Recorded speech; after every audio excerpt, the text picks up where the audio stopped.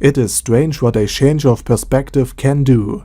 Remedios witnessed her own people being killed, abducted, being encamped and being skinned alive. She was beaten with the decaying remains of her holy queen, whom she had sworn to protect. And later she found out that her sister was killed and that her head was used as an arcane conduct by a demi-human leader.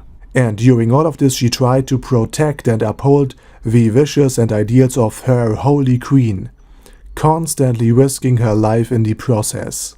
She suffered so much, but she endures and carries on for the sake of her people. So why exactly is Remedios one of the most hated characters in all of Overlord?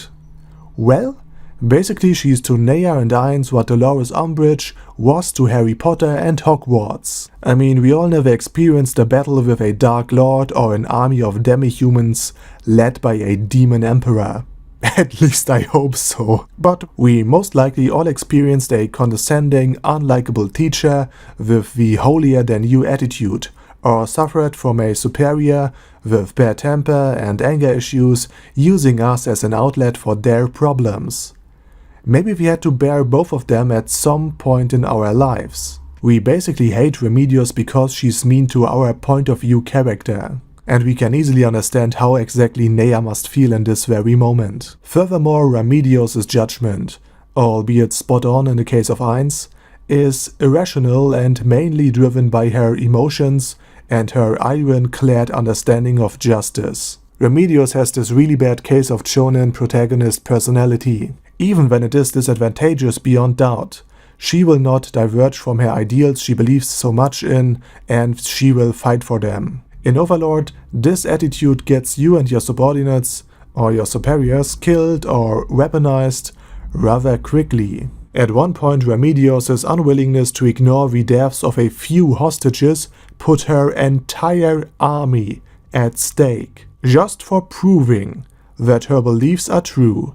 She was willing to sacrifice the future of an entire nation. Just for comparison, when Klein was in a tight spot against one of the 6 arms, he made the right and rational choice by crying out for help instead of fighting the illusion maniac with the power of justice, love, friendship, and whatever else Klein believes Renner believes in. Also, Remedios is unwilling to even try to understand different points of view. Remember, she was mad at her own soldiers because they were grateful to Ainz Ooal Gown, whom just saved them from certain death. So given all of this, it is really no wonder we tend to hate Remedios. And besides this, it's quite interesting how much suffering and carnage we tend to ignore because we are familiar with it. First and foremost, we are mocking a soldier with PTSD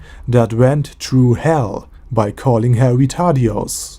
And at this point I believe most of us don't really care. I mean, be honest. In book 12 and 13, learning that Demiurge had blessed half a nation with his idea of farming was not shocking to us anymore. We are more interested in what scrolls Demiurge's sheep may produce in the future than in the suffering and pain the citizens of the Holy Kingdom had to endure. Maybe at some point Neuronist will join Demiurge's endeavor, and together they create an infinity supply of summoning crystals made with kidney stones the size of pineapples, or something like this. My point is, at this point we already know that Demiurge is an evil dick, but he's our evil dick.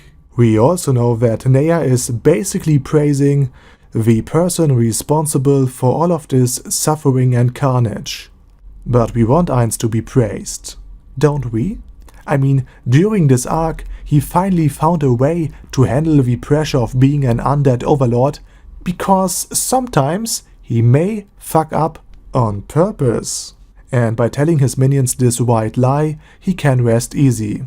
I mean, figuratively speaking. Ainz finally gained a measure of control over Demiurge's actions without hurting the feelings of his loyal follower. And if Remedios and her people had to suffer for this cause, At this point in Overlord, we in general are fine with it. And that's why we dislike Remedios despite she went through hell, and like and relate to Neia and Ainz. And last but not least, an announcement. Besides Overlord content, I will make videos on different topics such as One Piece, Naruto, Game of Thrones, Fallout, and much more. But as I just said, I will continue making Overlord videos. And that's all for today. Over and out. Patrolling the Mojave almost makes you wish for a nuclear winter. Shut up, Meg.